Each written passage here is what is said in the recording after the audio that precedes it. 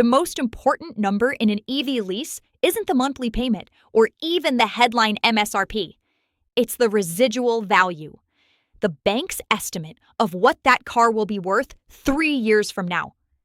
Keep watching to find out how right now you have a chance to get a brand new car and make money on it. Residuals are where Wall Street meets Main Street. They tell you how much risk the financing arm of Honda, Hyundai, Tesla, or GM is willing to take on your behalf. Get it wrong, and either the bank loses millions or you walk away from thousands of dollars in equity. Right now, those numbers are more revealing than ever. Let's take a guess at what 2028 looks like under tariffs, oil shocks, and fading subsidies. Forecasting 3 years out is always a gamble, but the inputs we know today already point toward a specific shape of tomorrow's market. The EV used car values of 2028 won't just be decided on dealership lots. They'll be the product of trade policy, energy shocks, and consumer cost of living pressures that ripple far beyond the auto industry. By 2028, the U.S. economy is still working its way out of a tariff-induced recession. When sweeping tariff walls went up, some at 30%, others at the shock headline rate of 70%, the promise was domestic revival. But the tariffs targeted both raw materials and finished goods, limiting incentive to reshore productive capacity. The reality? Supply chains rerouted through Vietnam, Mexico, and other intermediaries. Domestic auto plants stuck to existing build plans. Consumers paid the price in higher sticker tags, tighter budgets, and weaker demand. The result, a downturn with all the hallmarks of a standard recession. Layoffs, tight credit, sagging retail, but caused by trade walls instead of financial speculation. If history's a guide, by 2028 the cycle is turning, but the scars remain. Higher household costs, fragile confidence, and pressure on new car affordability. At the same time, the subsidy landscape has shifted. Federal credits for new EV purchases have been pared back or capped in ways that remove a crucial sales booster. State-level support still exists in a few places, but the broad national push that made EVs competitive against gas cars has receded. Manufacturers adjusted accordingly. They didn't kill their EV programs. Too much capital already committed. But they trim volumes to protect production economies of scale. That means fewer new EVs entering circulation today, fewer used EVs available in 2028. Add in 2 weather-related refinery disruptions, at least given recent trends, and 1 moderate global military crisis. Each knocks oil markets sideways. Gulf hurricanes shutter refining capacity, or Middle East flare-ups add a war premium to crude. Gasoline doesn't stay permanently high, but it spikes unpredictably. Each spike is like a free EV ad campaign. Buyers remember the sting of $4.50 gas and start browsing electric auctions. That urgency bleeds into the used market, pushing up values. Meanwhile, electricity bills climb slowly but steadily. With grid renewable incentives scaled back, utilities lean harder on natural gas and pass higher costs through. By 2028, national residential averages creep from today's 17 cents toward 20 to 22 cents per kilowatt hour. For EV drivers, the cost per mile edge narrows but doesn't vanish. Spiky, painful gas prices still make electricity look tame by comparison. Together, these forces define the 2028 EV landscape: scarcity with spikes of urgency. Scarcity because fewer new EVs are sold today, so fewer used ones exist tomorrow. Urgency because every oil shock jolts buyers toward whatever EVs are coming off lease. In that world, the cars that actually hit dealer lots are there for one reason.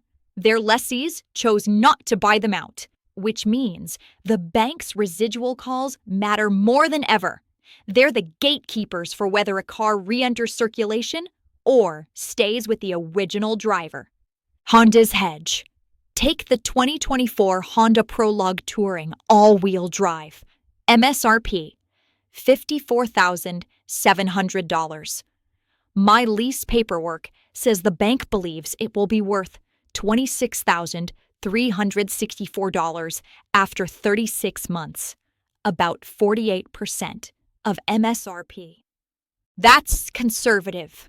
Under our forecasted conditions, a Prologue should fetch closer to $29,100 to $30,800 in 2028, which means Honda is deliberately underpricing the future to protect itself. For me, that conservatism is an option. If the market tightens, I can buy the Prologue for less than I pay on a dealer's used lot. If the market weakens, I just hand back the keys.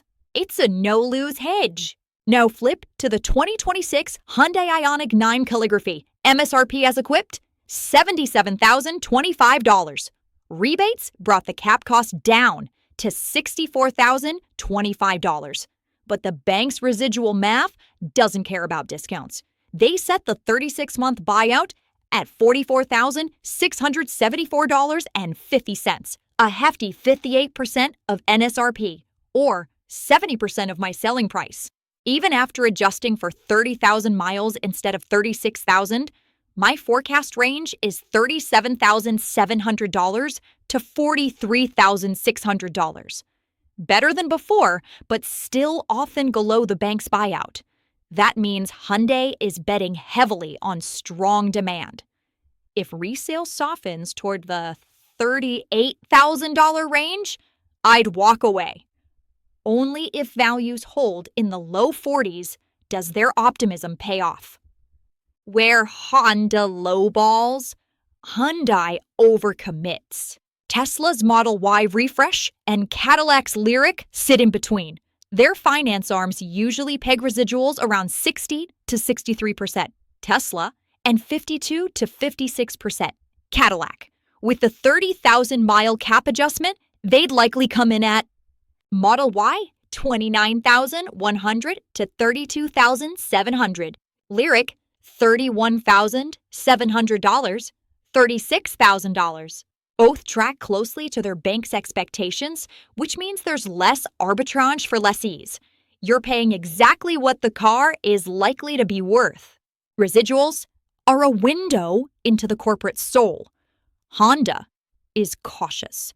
Tesla is clinical. Cadillac is moderate. And Hyundai is bullish to a fault. For consumers, that difference creates an opportunity. If you lease a Prologue, you're holding a cheap call option on the used EV market. If you lease an Ioniq 9, you're effectively betting alongside Hyundai that demand will stay red hot, even in a recessionary, high electricity, volatile oil world. The next 3 years of the used EV market will be defined less by consumer demand than by the foresight or folly of finance arms. With subsidies waning, oil shocks looming, and production scaling back, residual values are going to decide who wins and who loses. And sometimes the bank's biggest miscalculation can become your best opportunity. For Honda lessees, that opportunity comes with a clock attached. The Prologue's lease economics are shaped by two forces that won't last. Dealer and federal subsidies that bring the capitalized cost down by 5 figures. Conservative bank set residuals that undervalue the vehicle 3 years out. Together, those forces create a rare window. A lessee can drive a heavily subsidized Prologue for 3 years and then either buy it below market or walk away without risk. As incentives are rolled back and banks tighten their forecasts, this window narrows. By 2026 or 2027, leasing a Prologue may look more like Hyundai's Ioniq 9, optimistic residuals and fewer subsidies, leaving a lessee carrying more of the bet. Today, however, Honda's caution and Washington's fading generosity intersect to create one of the most favorable post-lease dynamics in the EV market. If you're weighing an EV lease, the Honda Prologue represents a fleeting opportunity. subsidies still rich enough to slash the upfront cost, and a bank residual conservative enough to leave equity on the table at lease end. That combination won't last, only until September 30th, 2025. As incentives fade and lenders recalibrate their bets, tomorrow's leases will look more like Hyundai's: optimistic, unforgiving, and tilted toward the house. Today, though, the Prologue gives consumers a rare chance to play the spread, hedge against volatility, and potentially drive away with one of the most favorable post-lease positions the EV market will see this decade. For clarity, I receive no financial benefit from Honda, Hyundai, Cadillac, or Tesla. My only financial relationship with any of these entities is a lease payment, at publicly available terms, to Honda and Hyundai. The forecast represented here are my own best guesses for where the market will be at the end of current lease windows. Time will tell how accurate they turn out.